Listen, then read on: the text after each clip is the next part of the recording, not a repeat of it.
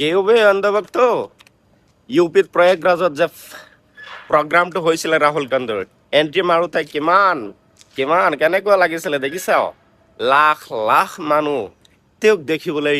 student আহিছে লগতে তেওঁৰ মা দেউতা আহিছে ৰাহুল গান্ধীক দেখিবলৈ এণ্ট্ৰি এনেকুৱা মাৰিব লাগে দেখিছ আজি বৰ্তমান গোটেই ভাৰতবৰ্ষত ৰাহুল গান্ধীৰ চৰ্চা চলি আছে ৰাহুল গান্ধী মানে কাৰো চৰ্চা নাই বৰ্তমান বুজিছ তেওঁ এজন ব্ৰেণ্ড হৈ গৈছে বৰ্তমান বিৰোধী পক্ষ এজন ব্ৰেণ্ড আৰু গোটেই ভাৰতবৰ্ষৰ ষ্টুডেণ্টে তেওঁক প্ৰটেষ্ট ষ্টুডেণ্টে ছাপোৰ্ট কৰি আছে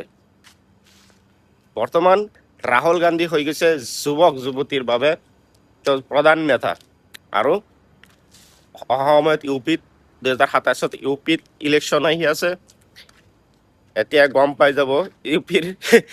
নেতাবোৰ এতিয়া কম প্ৰমাণ হৈছে বিজেপি তাত কম প্ৰমাণ হৈ গৈছে ৰাহুল গান্ধী এণ্ট্ৰি মাৰাৰ পিছতেই আৰু তো কি যদি এণ্ট্ৰি মাৰাৰ আগতে ৰাহুল গান্ধীক এণ্ট্ৰিৰ পাৰ্মিশ্যন দিয়া নাছিলে প্ৰয়াগৰাজত যেতিয়া ষ্টুডেণ্ট আকৌ ৰাস্তাত নামি আহিছে ষ্টুডেণ্টে খুব উজাৰি আছে তেতিয়া চৰকাৰ বাধ্য হৈছে দিবলৈ কাৰণ ৰাহুল গান্ধী য'ত যাব যাবই কোনেও ৰখাব নোৱাৰে বৰ্তমান ৰাহুল গান্ধী পিএমৰ দৰে কাম কৰি আছে